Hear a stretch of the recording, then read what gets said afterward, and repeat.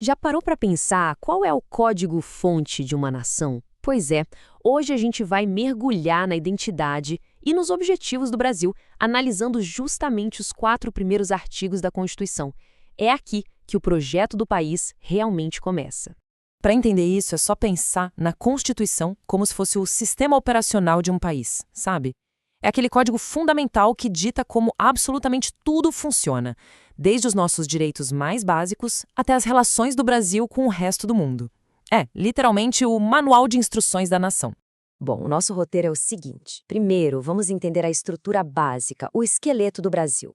Depois, os 5 pilares que definem o caráter do país. Na sequência, a gente vê os objetivos, a nossa missão como sociedade e a postura no cenário mundial. E para fechar, um caso real que botou todos esses princípios à prova. Vamos nessa? Então, vamos lá. Começando pelo começo. Como o Brasil se organiza na sua base? A resposta para isso está na forma e no sistema de governo. É o alicerce de tudo. O Brasil é uma república. Tá. Mas o que isso quer dizer na prática? Bom, é bem diferente de uma monarquia, onde o poder é hereditário, passa de pai para filho e dura a vida toda. Na república, não. Os líderes são eleitos, têm um mandato com prazo para acabar, representam o povo e, o mais importante de tudo, precisam prestar contas do que fazem. E o sistema de governo é o presidencialismo. Isso significa que os poderes executivo, que é o presidente, e o legislativo, o Congresso, são independentes e os mandatos são fixos. O presidente acumula as funções de chefe de Estado e chefe de governo, e a responsabilidade dele é direta com o povo que o elegeu. Beleza. Então, juntando tudo.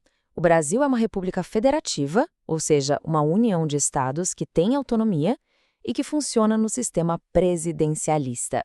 Essa é a estrutura básica, digamos que é o hardware do nosso sistema operacional. Certo, já entendemos o hardware, a estrutura. Agora, e o software? Quais são os valores que rodam nesse sistema? O artigo 1º da Constituição define 5 fundamentos que são a essência, o verdadeiro DNA da nação brasileira. E olha, para ajudar a gente a lembrar, tem um macete clássico que todo estudante de direito conhece. Sóci diva plu. Cada uma dessas sílabas representa um pilar fundamental do Estado brasileiro. Vamos decifrar cada um deles. O só é de soberania. E o que é isso? É simples. Dentro das suas fronteiras, quem manda é o Brasil.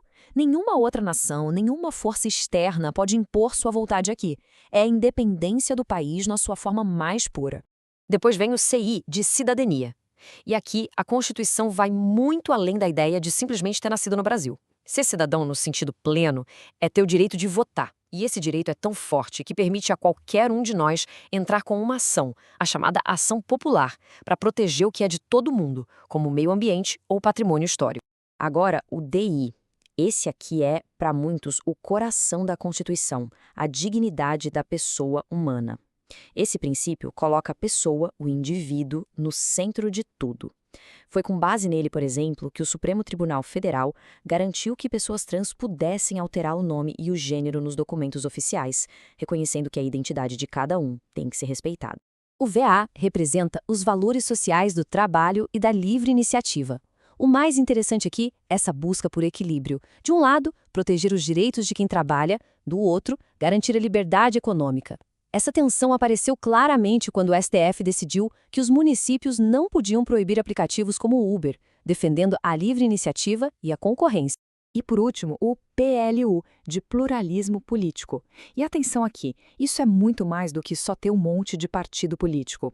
Significa garantir que diferentes ideias, ideologias e visões de mundo possam conviver e debater de forma pacífica.